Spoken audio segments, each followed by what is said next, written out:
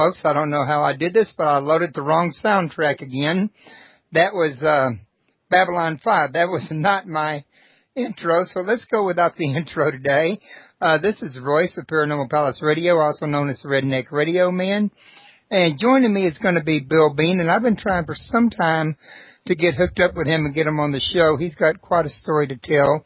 He's gone through a very, very upsetting experience in his childhood with ghostly and or demonic activity. He's experienced this here for many years. It caused a huge upset in his family, a whole big life-changing event that's all worked around to lead him where he's at today. So I'm going to let Bill come in and tell y'all a little bit more about this, that he could probably do a lot better than I can. Bill, it's a pleasure to have you on today. How you doing? I'm doing great. Thank you so much for having me, Royce. And yeah, it's been a long time coming. And, I just want to thank you guys for having me on. It's an honor and a pleasure to be on with you. And, God does break things around in His time. We've been trying to do this for quite some time, and we finally achieved it today. So we praise Him for that. And yeah, I'm a walking miracle. My story is miraculous in the sense of being where I'm at now, and it has come full circle. I was a victim and experiencer of these horrific events, and it all began. I've written 2 books. My first book is called Dark Force. The second book is called Delivered, and I'm currently working on my third book, which is called 10 Steps to Victory. And, I say in Dark Force that it began in 1970 when my family and I moved into a 3-bedroom ranch-style home located in Glen Burnie, Maryland, in a community called Herondale. But it actually goes much further back than that, Royce. I found out additional information after writing Dark Force from a family member. I had very little family left. My family was decimated, and this evil force greatly contributed to some of the untimely deaths in my family. You think you moved that force into the family with you when you moved into the building? Yeah, well, it goes much further back, and I found this additional information out that someone in the family many, many, many years ago had done something to conjure these demonic forces, and it greatly affected the family. I was told by my uncle that my mother's brother, that my mother and her siblings, she had a brother and a sister, they were twins, and they all had paranormal supernatural experiences in their childhoods. And they moved around quite a bit as children, and at one point in their childhood, they lived in that very area near that house where these horrible events took place. So again, we see a correlation and a pattern. So it's my belief, based on that information, that my family was led to that house where evil was already present and manifest, and that's why it was so severe, because we were being attacked on 2 fronts, from the evil force that guided us there and the evil that was already present and manifest, because the area itself had and currently still has wickedness going on there, and a lot of just bizarre things have taken place in the area and continue to take place. I get messages from people to this very day who tell me about their experiences in their homes or whatever they may be experiencing in the area, and it's just quite amazing the messages I get just from that area alone. Bill, pardon my interruption, but I wanted to mention your voice is breaking up. Uh-oh. Is that any better now, Royce? Yeah, that's better. Okay. Yeah, so again, we see these correlations, and many people have been affected by paranormal supernatural activity in the Glen Burnie, Herondale area. I still get messages from people to this very day telling me about their experiences. And so my mom was the first to have an experience in the house. And my parents were very good people, Royce. They were, my mom was a wonderful lady, great mother, great wife, homemaker. My dad, William Sr., he was a master carpenter. He was a contractor, very, very good man, hardworking family man. My mother, Patricia, again, very good woman. They were social drinkers. They loved to have family gatherings. And, we had some of these gatherings in the beginning. And it wasn't long after, though, that my dad's character began to abruptly change. And again, my mom was the first to have an experience in the house. My dad had taken us, I have an older sister, Patty and a younger brother, Bobby. And he had taken us with him for the day to allow my mom to unpack and organize alone in peace without us bothering her. And it's during the course of this that she felt the presence. She thought in her mind it was my dad sneaking back in to play a joke on her. And she spun around fully anticipating on seeing him. And to her shock, nothing was there. So as you can imagine, she was unnerved by it, taken aback by it, confused, but eventually able to go back to doing what she was doing. And that's when one of the bedroom doors slammed shut by itself, and that was enough to make her go out and wait until we returned. So that's where it began. And it gradually escalated into violent physical attacks on us from these demonic entities. And I have to tell you, I was 4 when we moved into the house. And the house had a very ominous look and feel about it from the very beginning. I was frightened. My first recollections of the house were not good ones. Okay, now one of the things I wanted to ask you, if you don't mind me cutting in real quick, Bill, is were y'all originally Christians at the time you moved in, or did you devote your life to God after all the things that you ended up having to experience?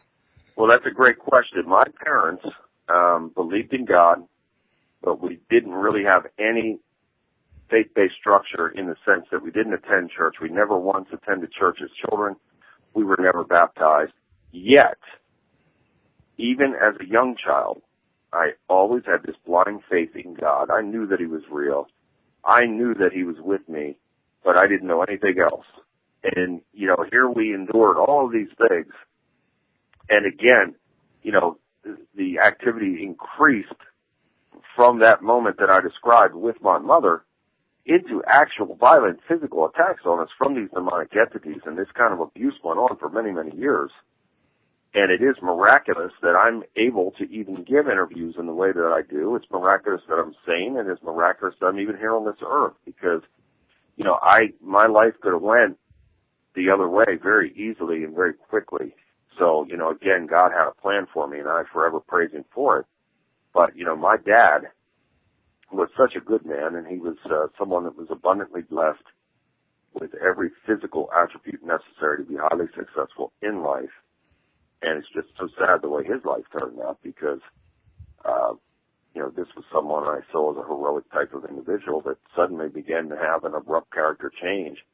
And I think what was happening is he came under spiritual attack and he didn't know how to deal with it. He was a man's man, very rugged individual and was always in control of the situation. And this was something that he couldn't control. And I think that with him not being able to control the situation, it absolutely drove him and led him to try and escape this reality by drinking. And I mean, drinking very heavily. Again, my parents were social drinkers, but he began to drink very heavily, and he began to spend nights in the bars, and suddenly the nights turned into the days as well, and his business began to suffer, and everything, it was the downward spiral from there. And he unfortunately began to physically abuse my mother on a regular basis between 1973 and 1975, nearly killing her, on several occasions, and just, horrific memories of that alone. And I could tell you this, based on what I witnessed over and over, that there's no doubt in my mind he was under demonic influence while, under the influence of alcohol. And, when we're in a stupor, a state of being, under the influence of a drug or alcohol or whatever it may be, these demonic forces are able to really come in then and manipulate a person to do things that are way out of character. And I absolutely believe that's what was taking place, with him. Right. Now, but you did say earlier that you was having this going on before, but you just weren't aware of it. And what I asked earlier, I don't think you gave a direct answer to, I don't think you quite caught, was so what you're basically telling me is that this house may not have had no activity until y'all got there and you unwittingly brought it with you. Well, actually, no, Royce. I believe that there was activity there prior to us going there because of the area. The area in itself has high wickedness, and there is a structure located 2 miles south from that house in the middle of the woods called the Witching Rock. And a good friend of mine, retired police officer, John D. Romine, wrote a book about this. And according to his research, Native Americans used to gather and worship at that structure, saying that it had supernatural powers, and it is quite possible that it is a dimensional doorway or vortex or whatever it may be that allows these entities to come through, and it has greatly affected the entire area. You know, I get messages from many people to this day in that area telling me about their experiences. Okay. So now we had a combination of, you know, what had taken place prior to moving in, and then once we got there. So that's why it was so severe for us. I mean, we were just absolutely clobbered from all sides with this. Oh, I would imagine so. I imagine I would have been too, spiritually and emotionally easily right from the beginning. Oh, yeah. Yeah, we were, you know, go ahead, I'm sorry. No, I was just thinking, but I was curious, your father, because when I read about him, all that he went through, has he ever made a full recovery? Well, he's no longer with us. Neither of my parents lived to see the age of 50, and both had untimely deaths. My dad was shot to death in 1987. And that's so, right. Yeah, that was in the book, and I forgot all about it. Yeah, neither lived to see the age of 50, and very tragic the way both of their lives suddenly ended. I am so sorry. I finished reading your book like last week, and by the time the week went by, I forgot about having read that part. Well, I thank you for taking the time to read it, and you're asking excellent questions. And look, you know, these things, it was very painful to sit and write the book. It was very, very difficult. This is where I really had to rely on God to help me. And when I first sat down to try and do it, I just couldn't do it. It just didn't seem like anything would flow right. I was ready to give up on the whole thing. And I prayed about it, and I said to God, I said, if you really want me to do this, I need your help. And sure enough, it wasn't long after that. It was like a switch had turned on, and then everything began to flow, and I was able to do it. And I ended up committing 2 to 4 hours every night of writing this until it was done. And it was a very painful process because I had to step back in and relive those events all over again. And so it was not easy, but I knew it was necessary because it has had such a positive impact on so many, and that's what this is all about. Yeah, it's a horrible story. I don't take any joy in sharing horrible things with people. However, that is not the message. The message is a message of hope and faith that God can deliver us from some of the worst circumstances in life if we trust in Him, and we can end up having a good and blessed life as the end result. So that's what the real story is about. To keep faith, right. Now, also, I wanted to mention to everybody that if you want to learn more about Bill, you can go to his website, www.billbean.net. If you scroll down below the chat room, you'll see his image with his Dark Force, title up above it. You'll see his link right below that. If you scroll down, you'll see his whole description, everything about him. You'll see both of his books linked over to Amazon, where you can go ahead and purchase them. Well, one of them is delivered, I think, is linked through PayPal, and the other one's linked through Amazon. And you can see all the places he's been on the air and everything, and learn everything you need to know about him. If you guys are listening at iTunes or YouTube, we'd love to have you over here at www.paranormalpalace.com. And I wanted to get that out before I forgot, and I also wanted to mention if you've got questions, the call-in number is 832-632-7904. And Bill, I would like to take a minute to ask my co-hosts Sure. if they've got something they'd like to ask, because I know they've been probably storing up a couple of questions that they've been anxious to get to while they were looking forward to the show. Say, what about you, Gerald? You got some questions you want to ask? Well, yes, I do. First off, Bill, I just want to say you are an encouragement. And the whole time I'm listening to you speak, man, I just want you to know I feel your spirit, and I feel the presence of God just hearing you. Thank you, my brother. I really appreciate that. Yes, sir. My question is, going through this and you're seeking God and everything around you, at one point, did you say, God, I just feel like giving up, but, instead I'm going to press on, Yeah, and that, and I can recall, just as you're saying this to me, it was very difficult, when we were in that situation and we had those horrific things happening. I still never wavered in my faith. I can remember times my poor mother, she suffered more than anybody because after sustaining all those beatings from my dad. Thank God he left us in 1975. But the unfortunate thing is, my mother never got a break either after he left, because what had happened is when he left us at 75, my mother came under regular physical attack from the entities. And so she never got a break, and this was going on up until the time of her untimely death. And so this was, just a horrible thing. And I can recall times of my mother just being absolutely exasperated and shouting out to God, why are you letting this happen? How could you do this to us? How can you let this happen? And it was just, it's gut-wrenching when you think of things like that. But everything is for a reason. I wish that I could go back and change those things. I really do. Certainly when it came to the abuse of my mother and things like that. If I could change it, I would. I can't. So the only thing I can do now is listen to the calling that God has put on me and follow that calling and try to reach out and help other people. So that's what it's all about for me now, is just helping others. Gerald, is anything else? He pretty much just basically covered it. I'm just sitting here, and as I'm listening, I'm just in awe because, and I really can't say it enough. I mean, Bill, you are encouraging. You really are. Thank you, my brother. I appreciate that. We praise God for it. I am fully enjoying you, man. And you know what? I'm thankful that you're even on the show, because you're a blessing.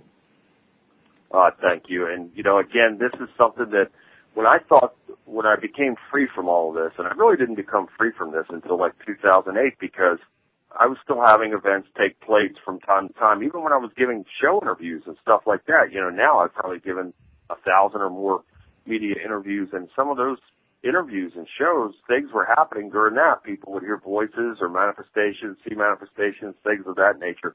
So I really wasn't totally free from it until my wife and I got baptized in December of 2008, and it was the most wonderful day because, finally I had officially said, okay, God, you are number one in my life, and we give it all to you, and it was a real commitment.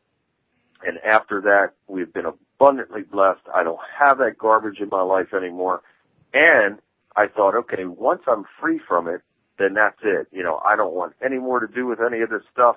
I don't want to get my hands dirty anymore. But yet what was happening is people were contacting me, and I was getting messages from all over the world. I still do. And people were in need, many people in need. And at first I thought, well, I can't do anything about this. What do I do with this? And I prayed about it, and God put it on me that, he was calling me to minister to these people and to help them. And I resisted that for a while. I really did. And finally, I could not ignore it anymore. And I said, okay, Father, I understand what you're doing here. Your will be done.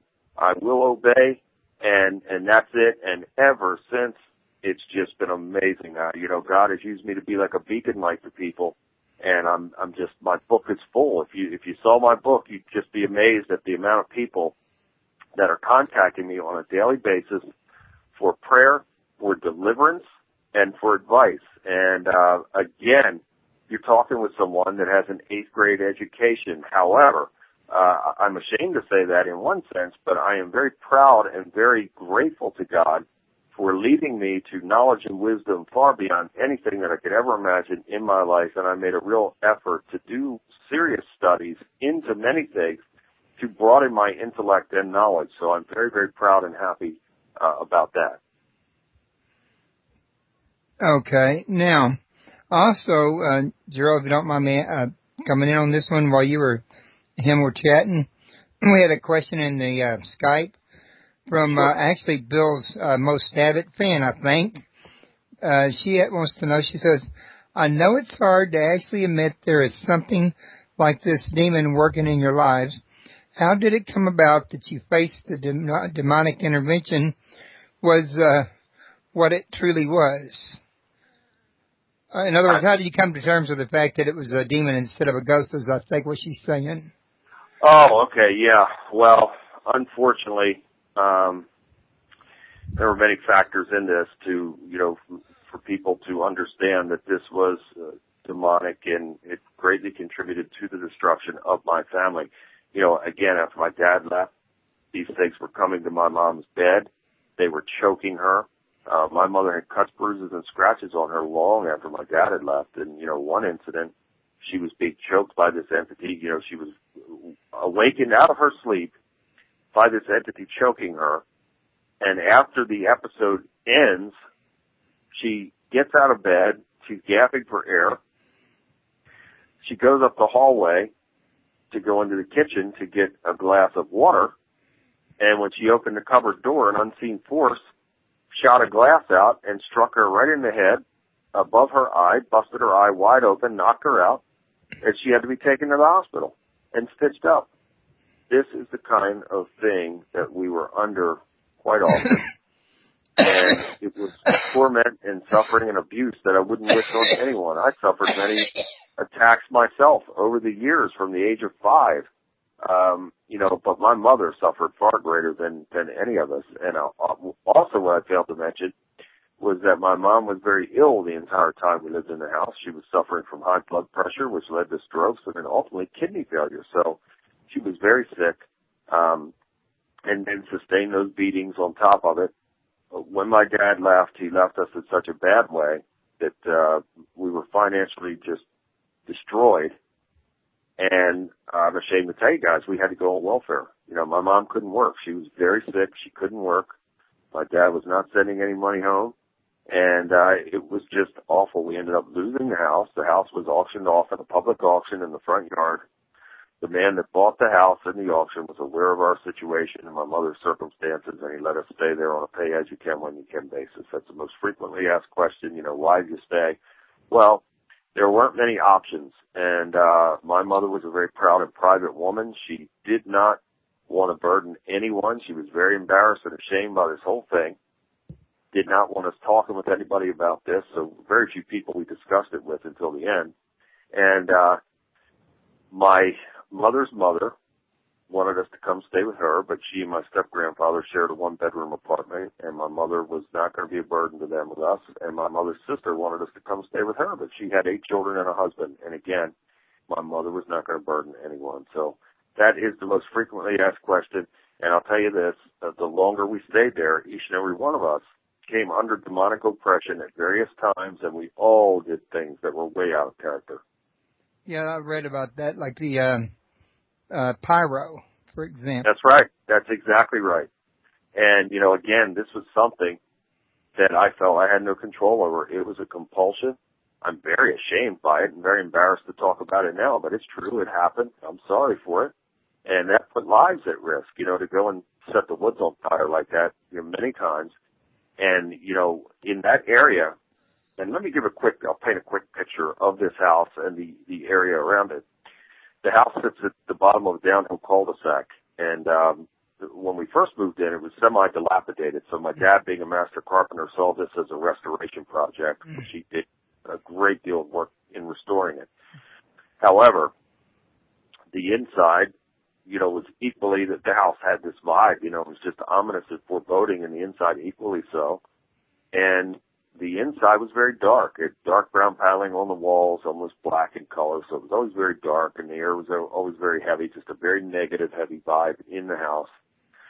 You would walk in through the front door, and then you would make a right down a long hallway, and the hallway had a hard tile floor, and often we would hear footsteps coming down that hallway, which would reverberate off of the paneling, very loud. And I shared a room with my brother. It was the first room on the right. My parents' room was the second room on the right, and my sister's room was the last room on the left across the hallway. We call that the back bedroom. That's the room where it would stay cold even on the hottest of summer days. And it's also the room where the door would open and slam for many repetitions at a time. So and then you would come back up the hallway and might make a right into a dining room with a small kitchen off of that. So if you came back up the hallway and made a right, you would go into the dining room, and then the back door would be there. So you would go out the back door, and there was a very long and large ravine behind our house. So you would go into our backyard, which was a fenced-in yard, but over the fence was this very deep and wide and long ravine, and a lot of roughage, lined each side of the ravine, so the ravine would slope down on both sides, and you would have concrete with a little stream running through that, in the middle. And, many times, while under this demonic oppression, I would take my little brother along with me, and then the boy that lived catty corner to us, and we would set these fires in the woods, and it was horrible. And again, praise God that no one got hurt. It nearly cost my brother his life, and it could have cost other lives as well, and loss of property and loss of wildlife and all of these things. I mean, this was terrible, and the fire department had to come and put these things out, and I'm very sorry for it. Believe me, I'm very ashamed to talk about it, but it really happened. It's true. Nearly cost my brother his life, and we were nearly destroyed by these demonic forces just from that aspect alone. So each and every one of us at various times would come under this demonic oppression. Right. And my wife was also mentioning, because she kind of relates to you in one respect, she happened to join us today. Her parents... Say hi to her. Her parents recently died in a car crash suddenly this last Christmas. And she's wanting to know, since you lost yours suddenly, how did you manage? Oh, it was so tough, Royce. I'm very sorry to... please tell your wife. What is your wife's name? Carol. Carol, I'm very, very sorry to hear this, and God bless you. And it was very difficult for me because when we finally left that house in 1980, in December of 1980, we woke up one morning to the pungent odor of burning wires. Every electrical appliance that was plugged in suddenly burned up at once. And my mother at this point in time had a new man in her life, very much like my dad, very, rugged individual, former boxer, was not afraid of anyone or anything, but yet was physically attacked in the house many times and was terrified to be there. So we ended up leaving there and moving with him. His name was Richard. And I thought that we were free from it. My brother and I didn't have any experiences at Richard's house while living there. However, I saw Richard a few years ago, and he had promised my mom not to tell us that she was still having those experiences up until the time of her untimely death. And it wasn't long after moving out of the house that two tragedies had suddenly occurred. And the first was my beloved grandmother, Dora Harvey, died from a series of heart attacks. And then 2 months and 2 days later, my beloved mother, Patricia Bean, died from a cerebral hemorrhage at the age of 44. Those are the two closest people to me in my life, and they were suddenly gone. So it was just horrible. And then, I carried such a burning hatred for my dad, unfortunately, for many years, for all these things that had taken place. And now I understand, and I'm thankful that I was able to forgive him for his untimely death because he was shot to death in 1987. So I was able to forgive him, thank God, and get that anger out and off of me. And now I realize that he was more of a victim of circumstance that just didn't know how to deal with it than such an awful perpetrator in everything. But it was very, very difficult, Royce. I was zombie-like after my mom had passed like that. And again, my grandmother had passed 2 months before that. So I was grieving her. And then, then my mom's gone like that. It was just, I was like a zombie, to be honest with you. I was like a zombie for weeks. I was beyond reality, and I was so dark and empty for so long. I can recall times of sitting in total darkness, in silence and darkness for a whole day at a time, till it was time to go to bed. I would get up, use the bathroom, come back, and sit in a dark room in silence until it was time to go to bed. And that's the kind of darkness and emptiness I was going through, and I didn't want to live anymore. I had no will to live, and I tried to do things to bring on my death, to be honest with you. I lived on the edge for a long time, and but yet God had another plan for me, so it was very, very difficult. After my dad, was shot to death like that, same thing. I was just very numb. Of course it hurt, but I didn't share that with anybody. I was very numb to everything. And again, that pain stayed inward, and it stayed that way for a very, very long time. So again, I have to praise God for lifting all of that off of me. And this is a very important part of my work now, is when I minister and counsel with people, and when I perform deliverance for them, I call that a spiritual oil change. So what happens is Satan and his minions build up all this gunk over and in us, from these things that are negative and hurtful and all these terrible things, we have to get that out. So when I'm performing these deliverances, I ask these people to close their eyes and picture themselves in total darkness. And I ask them to bring up all these hurtful things in their mind and all of these, horrific things and everything that's bothering them. Then I want them to see an immense light, which is God's light, that shines out of that darkness and illuminates the darkness. And then I want them to see a window, and I want them to see, visualize opening the window and tossing all of that junk right out of that window. And I say to them, I want God's light. I want them to allow it to come into them and fill them from their feet to the top of their head. And all of that junk that is inside, I want that replaced with God's good and mighty energy. And this is how we begin our transformation. So if we believe it, we receive it, and then the real transformation takes place. Okay.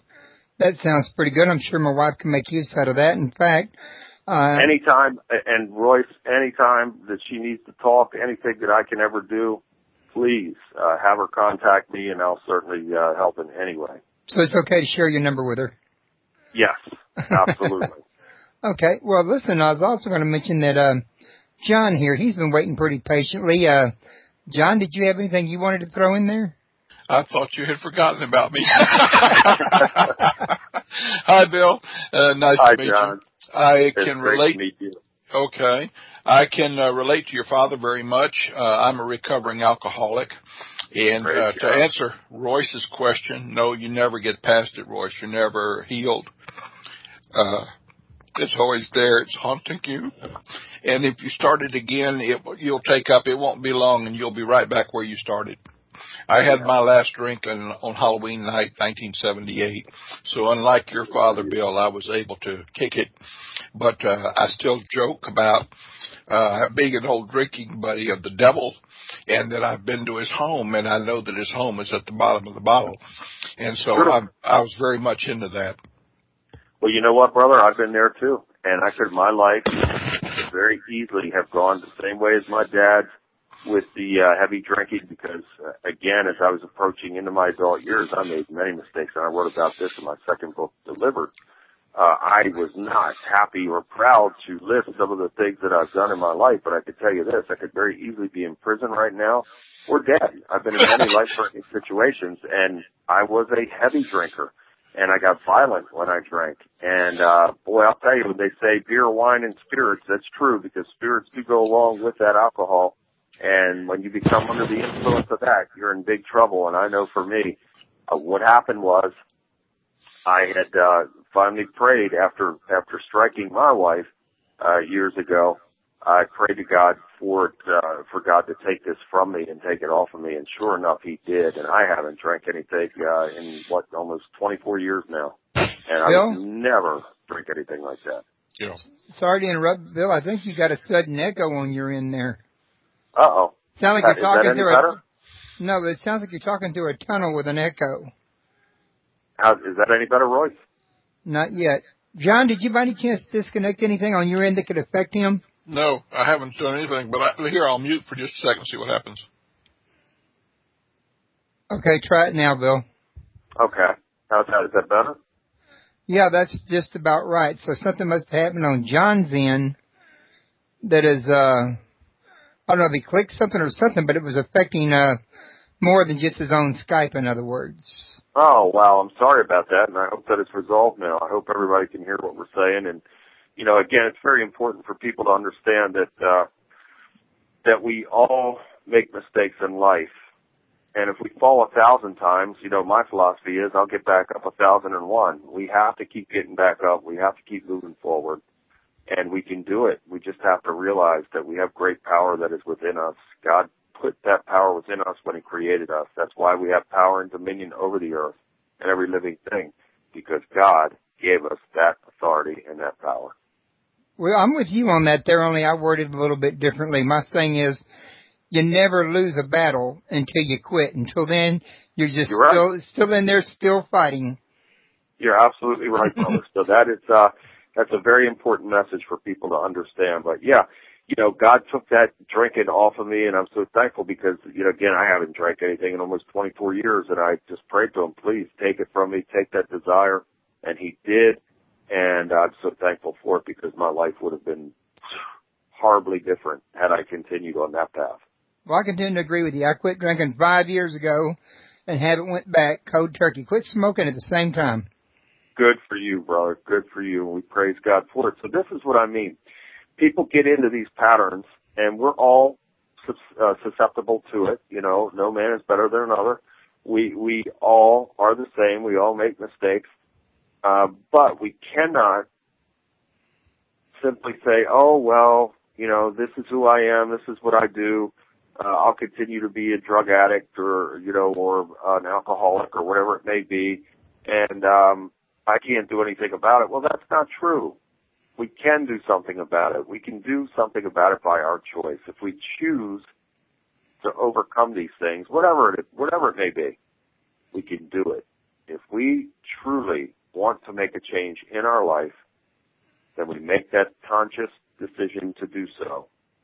And furthermore, if we turn to God and ask him to help us and ask him to forgive us, abundant blessings will follow, and he will guide us through. My life is so blessed now that God makes a way where there is no way. Now, do I have problems like everybody else? Sure. We all have problems. We all have situations that come up. I don't worry about it because whatever comes up, God's got it, and he takes care of it, and he undoes anything that the enemy tries to do. Now, I believe that, and I receive that, and I live that way. And I also live by two things. God is number one in my life. I love him with everything that I have. And number two, I love my friend, neighbor, and brother as I would myself. That's it. I have no judgments on anybody. I don't shove any doctrine on anybody. People are free to make their choices. All I want to do is be in a position to help and to lead people back to God, or at least lead them to think anyway, just to try and inspire a thought or the possibility of someone examining not only my story, but examining how to become closer to God or to do research in steps leading them back to God. And it's all about being a blessing to someone. So if you could call me anything, I would hope you would call me a people builder, because that's what I try to do. I try to build people up in mind, body, and spirit, and I try to help them to become the best they can be so they can go help others to become the best that they can be. Righty. Well, I notice we're about 30 minutes into this, and I don't want you to have time to, I don't want you to run out of time, is what I'm trying to say, to tell us about your movie coming up. Yeah, that's another amazing thing. It really is. Now, in 2009, I was approached by another company, and I signed a movie option with them. They were the same company that did The Haunting in Connecticut, and, there was great promise there. So we thought that, it was really going to be a great thing. Unfortunately, it didn't work out that way, and I was under contract for 2 years, and nothing really materialized out of it. And so I was kind of sour on the whole thing, to be honest with you. It had gone on for so long without anything happening, and they finally gave me the rights back in 2011. And I didn't think I would ever get another offer again. Well, wouldn't you know, that same company came back to me about a year later, in 2012, asking me to resign with them. And I almost did it, Royce. I really almost did it, because I didn't have anything else going on in that way. And I prayed about it. And I believe that God revealed to me that it was not the right thing to do. So I didn't do it. And right after that, this other company came, 35 millimeter pictures, and we connected, and it was just, I knew it was the right thing. These guys are great guys, and I knew it was right from the start. And they have done more in a short amount of time than the other company did in 2 years. And so I'm so grateful and thankful for that. And right now the working title is Dark Force, the movie. They have the script written, the screenplay written, and we are hopeful of beginning the filming in March.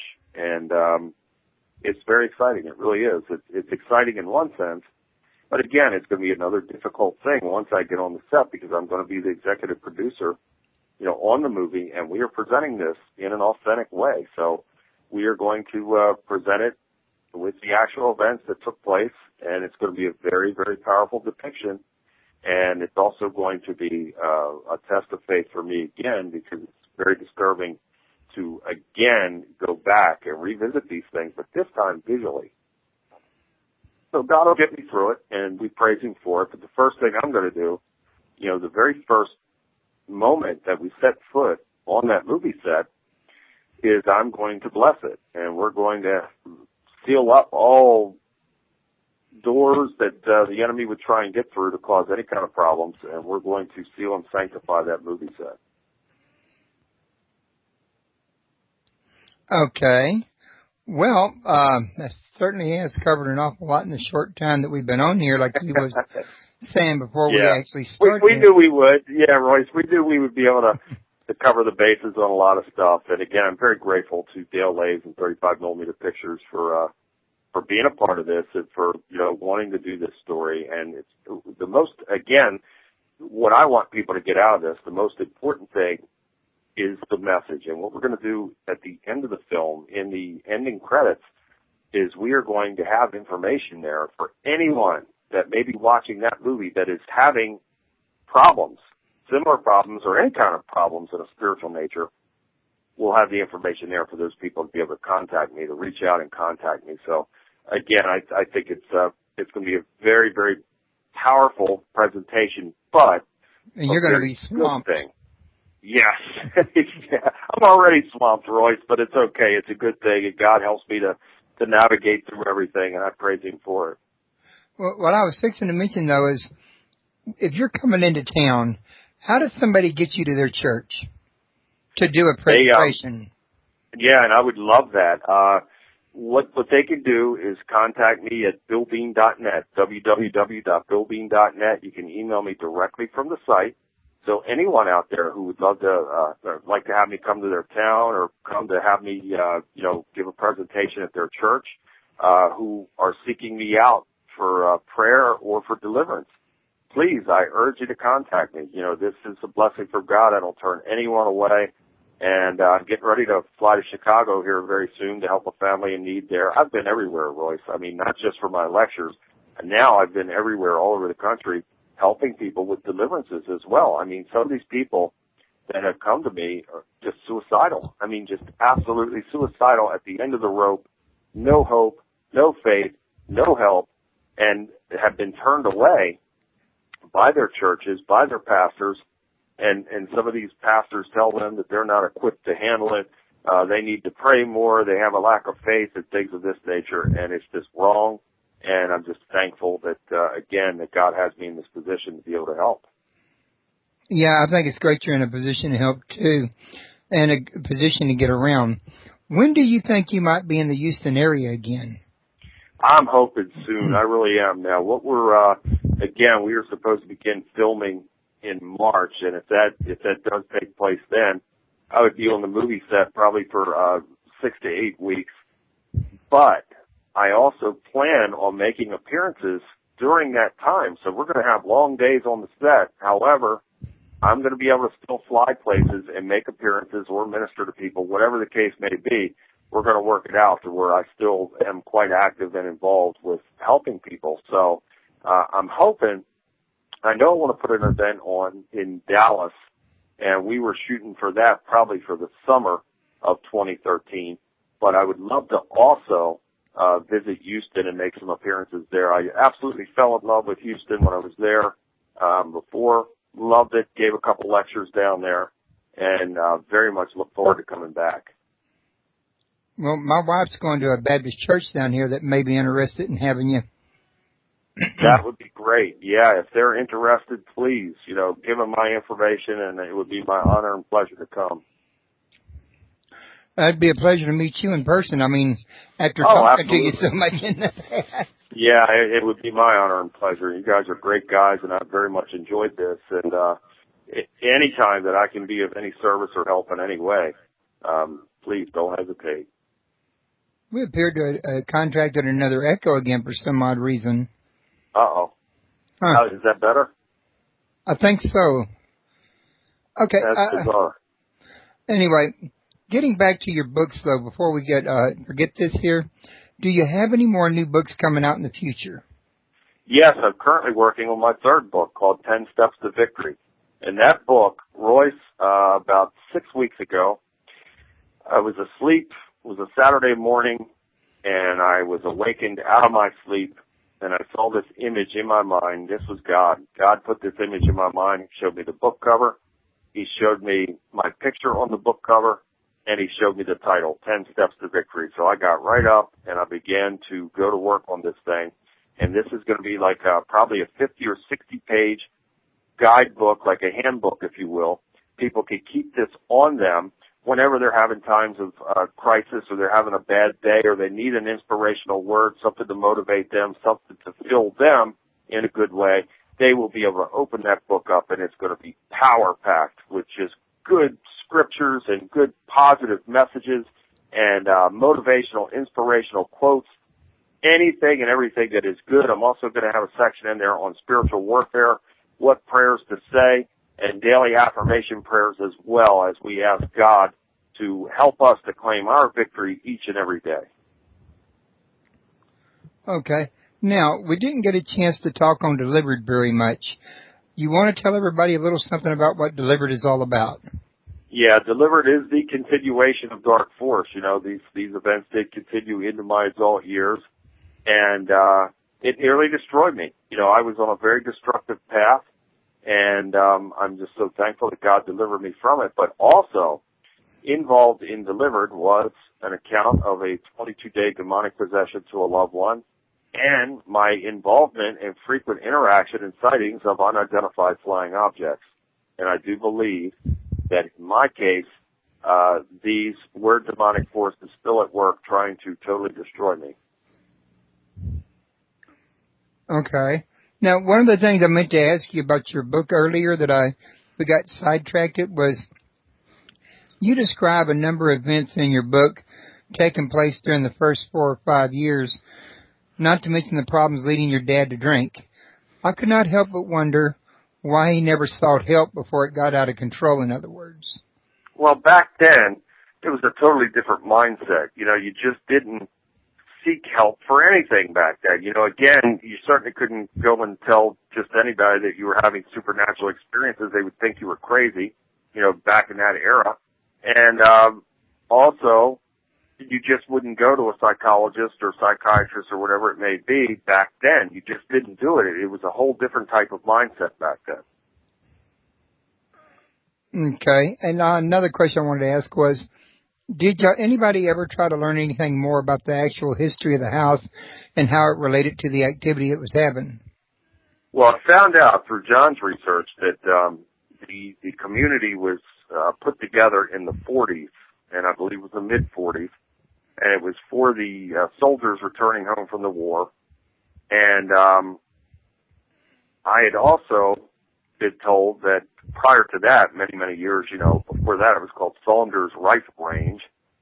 And then before that, the area was very prominent with Native American. And in that ravine, there was an area that was just absolutely the most eerie part of that area. As I had mentioned, the ravine was, you know, dense with brush and trees and things of that nature.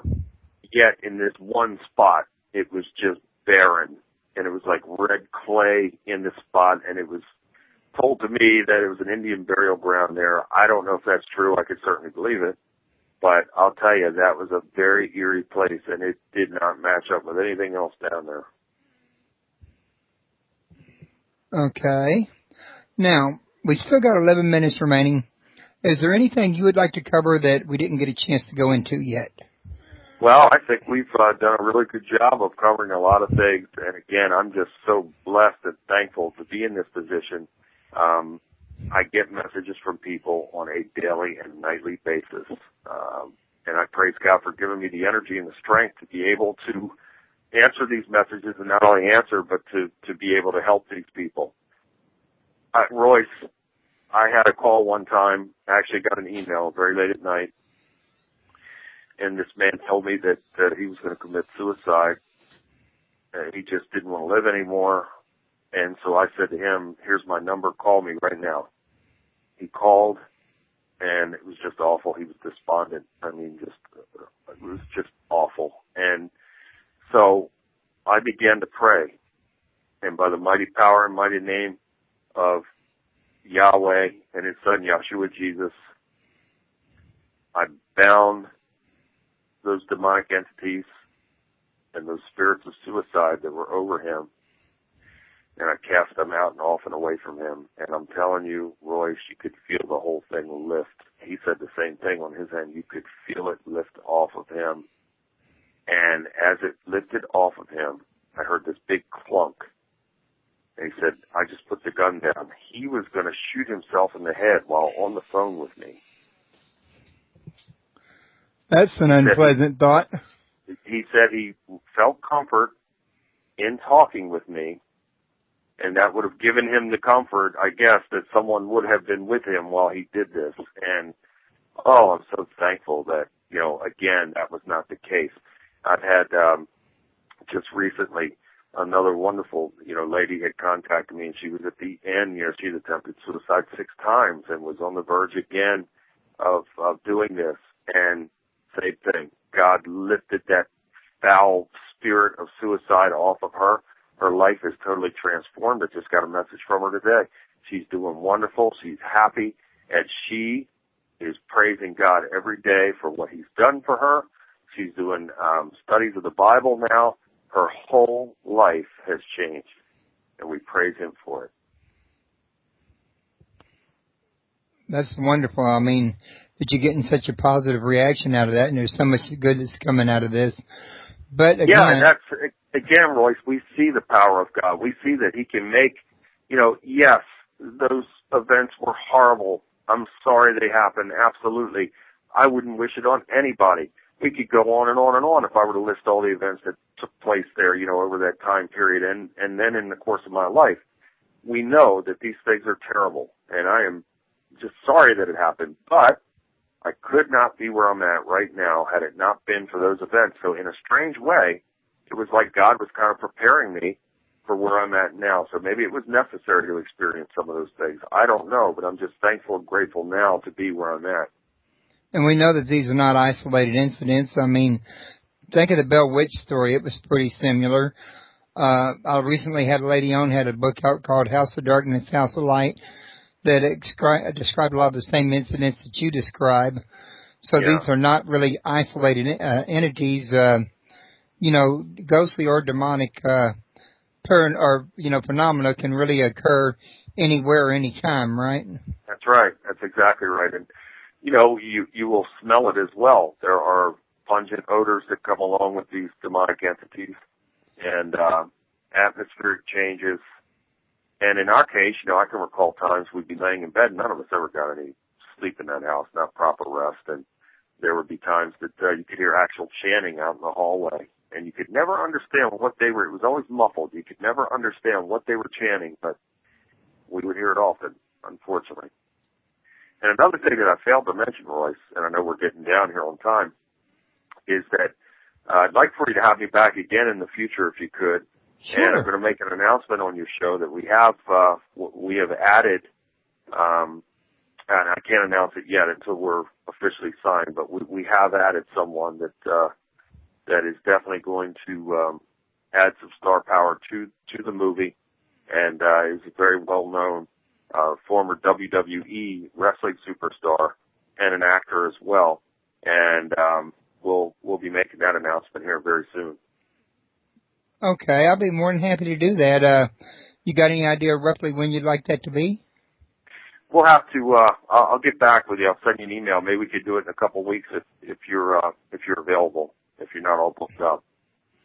I'll try to reserve a time for you. Matter of fact, I'll get in touch with you probably sometime tomorrow. But you are right about one thing. It's getting about time to wrap. And well, this here file is going to end on its own and start a fresh one here in about 6 minutes. And I'd hate to put up a second one for just 3 minutes worth of airtime, you know what I mean? Yeah. Well, I want to thank you again, and I want to thank you guys. Again, it's been an honor and a pleasure God bless all of you and your families. And I look forward to coming back to Houston. And I hope your church will bring me down and have me to come there, because as you can hear, we have a lot to talk about. There's never a shortage of things to talk about, and it's all good things now. Well, maybe I invite you back. We'll do a different approach than me, say, for instance, reading your book and pulling out some select questions. Maybe we can just cover it from a conversational point of view and see where it goes. Absolutely. So, in the meantime, I want to thank you for having come, and it's been a pleasure to have you. I want to thank everybody listening. It's been you couldn't have a show without listeners any more than you could have one without a guest. You just running spaghetti without sauce there otherwise. Don't forget, you can get to Bill's site, www.billbean.net. He's got more information there. This show will be put in the archives tomorrow or the next day, and the links to his books will be there right along with his description, right along with this show. And you can always come join us here in chat at www.paranormalpalace.com. And, Bill, real quick, you have anything you want to say while you say goodbye? Well, I want to thank all of you. Thank you, Royce. God bless you and all your families, and I look forward to coming back. All right, John, you have anything you want to throw in there real quick? No, I just hope he'll email us, let us know, or give us a heads up if he does come to Houston. Absolutely, okay. I sure will. If I get wind of it, I'll let you know, John. Okay, appreciate it, Royce. Now, Gerald, what about you? You got anything you want to throw out there real quick? No, not really. He's touched everything as far as all my questions. He's answered pretty much all of them. Again, just grateful to have him here, man. He's awesome. Thank you, my brother, and God bless all you guys. And I can't wait to meet you down in Houston. I can feel that's coming soon, so God's will be done. And once I get down there, it'll be a joyous occasion for sure, and look forward to meeting you guys and your families. Okay, well, Bill, in the meantime, I'm going to look forward to hopefully getting to meet you one day down here in Houston. And I got your information. There's no reason you and me can't stay in touch. You got that right, brother. Well, look, you guys have a great day, and thanks to everyone out there who has listened to the show, and God bless all of you. And I want to second that. God bless everybody. Y'all have a wonderful what's left of the weekend. And don't forget to come see me Tuesday. We're going to have Mike Barra talking about ancient aliens on the moon and ancient aliens on Mars. And it should be an interesting show. And I hope to see you then. Good night, good afternoon, everybody. And y'all have a blessed weekend. Bye-bye.